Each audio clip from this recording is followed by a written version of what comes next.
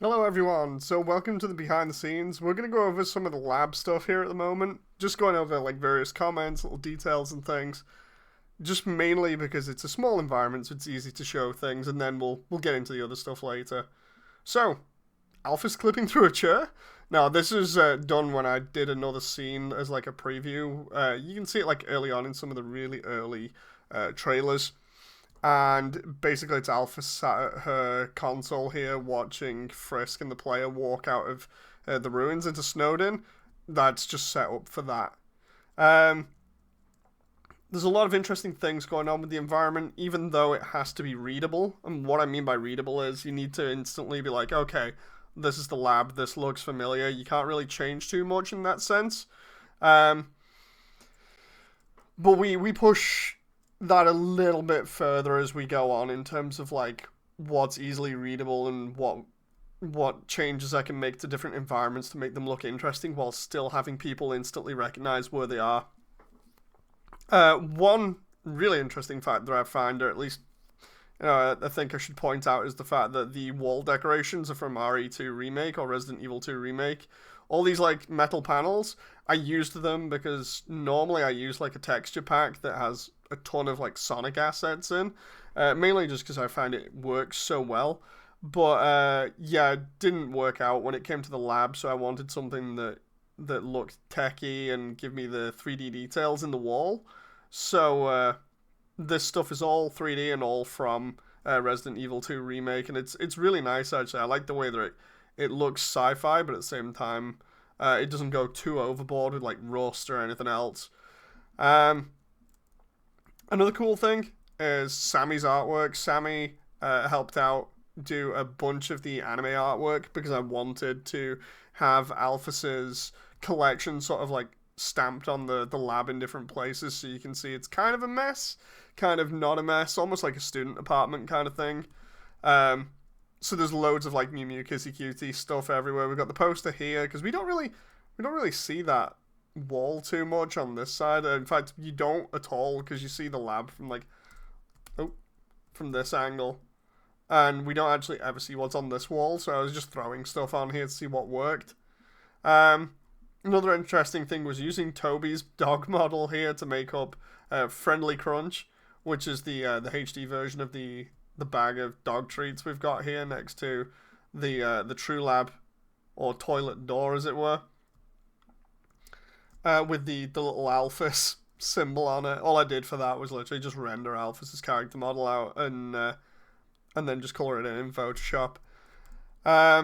We got a couple more notes around here. We got a load of different like assets from Resident Evil for like piles of uh, paper just all over the place to make the table look a little bit messy. And then we got to prioritize the Mew Mew merch, of which this one's actually in like a Sailor Moon pose.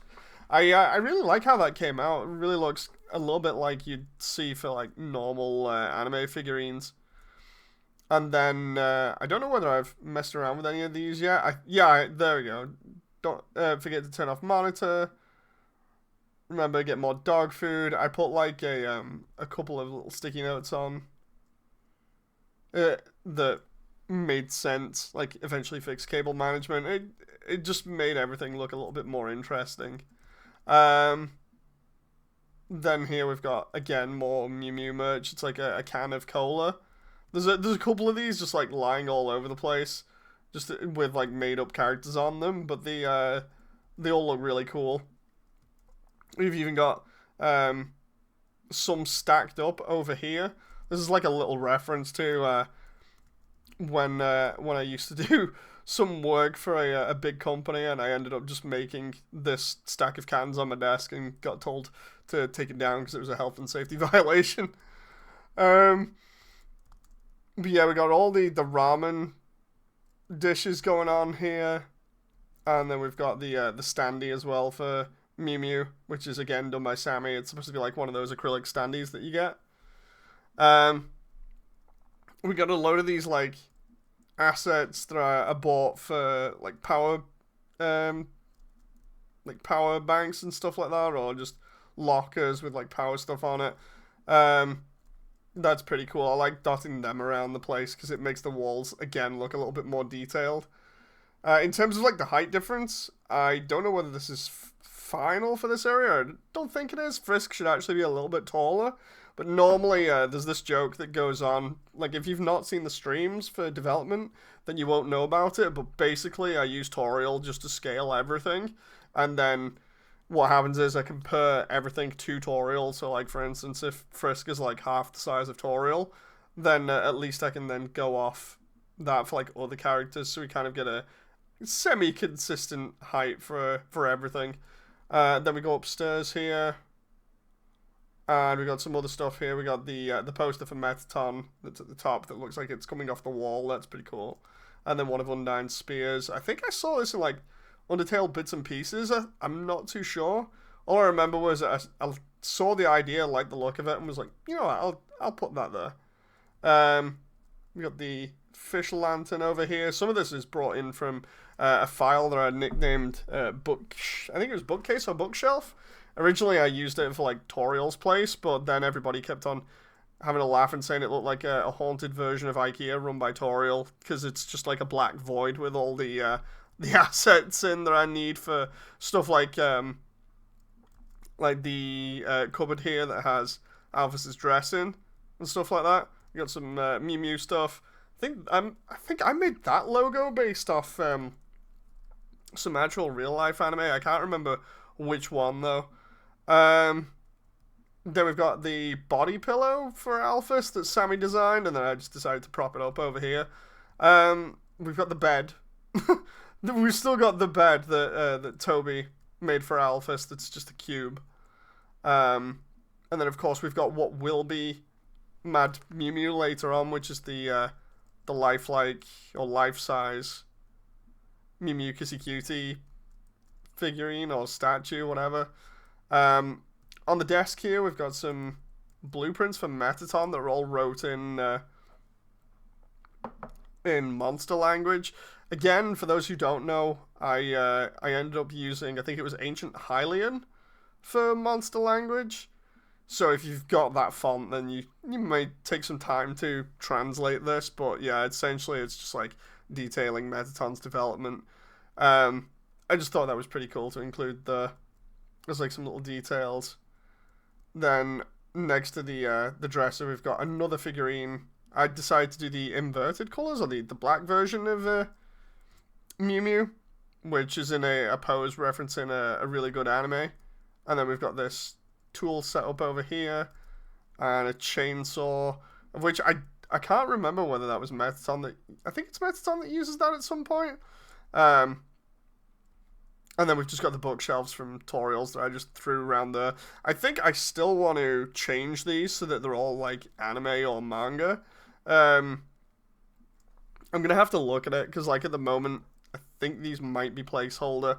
I have like a ton of files left over that I can use to just turn these entire shelves into just like basically a weeb's dream when it comes to how much manga they can own. We've got a conveyor that goes in the center as well, so you don't have to walk all the way along, which I think is accurate to game. It should be. And then we've got all these bits of rail detailing going along that are really nice and allow you to not fall off the top here.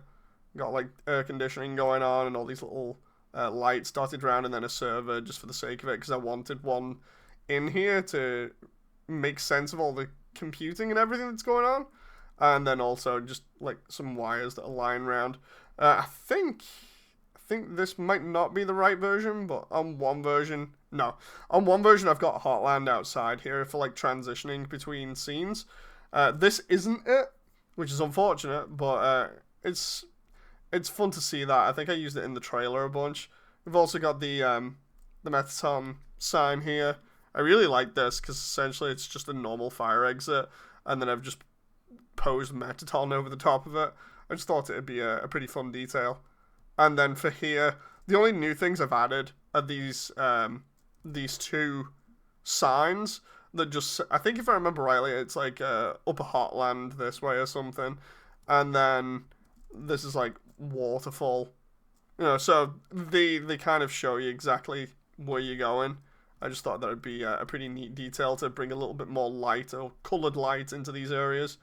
And have I done the lift in here? Yes, I have. So the lift is in here. It's just not obviously visible from the outside because of the door. And another thing that was crazy was trying to get this door to work. If I remember rightly, it like opens that way. I could be wrong. It's either that or that way in game because I was trying to figure out which one it is because of the not being able to open this way, like you've just seen. Because of if I pull that way, it just opens into the escalator there, which is annoying. And then last little detail I can really mention here is just this console. This console was like one of the first things I modeled for this entire environment, from what I remember rightly. It's one of the oldest assets in here, if not the oldest asset, apart from the overall layout. But yeah, I really like how this looks at the moment. Maybe a couple of small details to finish off, but apart from that, you can easily tell it's the lab. And again, that's what I'm going for with a lot of these things. It's just like it has to be easily readable so that people know exactly where they are when they're watching this thing, so that there's no like confusion and being like, whoa, whoa, whoa, wait, that doesn't look familiar. You know.